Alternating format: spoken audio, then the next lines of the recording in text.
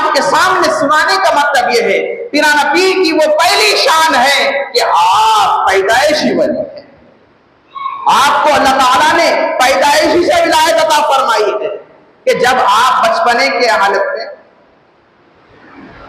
آپ مدرسے کو آپ کے والدہ لے جاتے تو بچے کا پہلا دن ہوتا تو پیرانا پیر سے پوچھتے ہیں عبد القادر چلو پڑھو بسم اللہ الرحمن الرحیم. پھر آپ خاموش رہے. پھر بولا گیا بسم اللہ الرحمن الرحیم پڑھو. پھر آپ خاموش رہے. پھر بولا گیا عبد القادر پڑھو بسم اللہ الرحمن الرحیم. پھر خاموش رہے.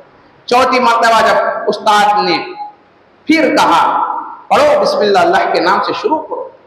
اتنا کہنا تھا کہ آپ نے پورے 18 پاروں کی تلاوت فرمائی. سبحان اللہ.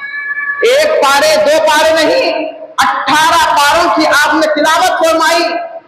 استاد پریشان, مدرسے کے تمام مدرس پریشان, تو لوگ پریشان ہو کر پیرانا پیر کے چہرے کو دیکھنے لگے اور کہنے لگے اے عبد القادر تم نے ابھی تو پہلے دن میں 18 پارہ سنا دیے, اس سے پہلے تمہارا کون سا مدرسہ تھا, اس سے پہلے تمہارے کون استاد تھے, اس سے پہلے تم کہاں پر یہ تعلیم حاصل کرے. تو پیرانا پیر رضی اللہ تعالیٰ عنہ نے کہا کہ میری والدہ ماجدہ ام الخیر ابو فاطمہ رضی اللہ تعالیٰ عنہ 18 پارے کے حافظ قرآن ہیں. وہ صبح سے شام تک چلتے اٹھتے بیٹھتے کام تمام کرتے ہوئے 18 پاروں کی تلاوت کرتے تھے. جب میں ان کے پیٹ میں شکم میں تھا تو میں اپنی ماں کی قرآن کی تلاوت کو سنا کرتا تھا, اس لیے میں 9 مہینے تک اپنی ماں کی زبان سے وہ قرآن سن کر 18 پاروں کی تلاوت یاد کر لیا.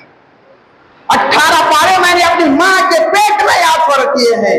یہ شان ہے پیرانا پیر رضی اللہ تعالیٰ کہ اس سے ہمیں کیا محسوس ملا کہ جیسے والدین ہوں گے, جیسی شان والے والدین ہوں گے, ویسی شان والی اولاد ہوگی.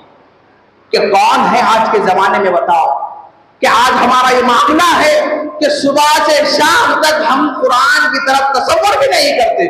دیکھنے کی بات تو دور کی ہے, ہمارے خواب و خیال میں بھی نہیں آتا کہ ہمارے گھر میں قرآن رکھی ہوئی ہے.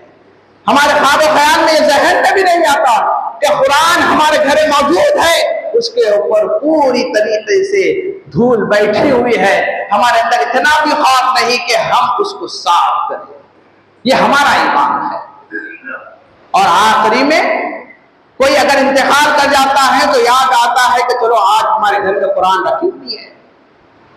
جب پڑھا جاتا ہے آپ بھول گئے کہ آپ کی زندگی کی رہنمائی قرآن کرنے والی ہے, اور آپ مر جانے کے بعد آپ کے قبر بنے میں آپ کی سب سے بہترین ساتھی قرآن بننے والی ہے, اور حشر کے دن آپ کی شفاعت کرنے والی قرآن ہے.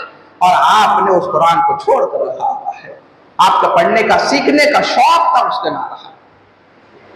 آپ یہاں پر اور ایک بات بتاتے ہوئے آگے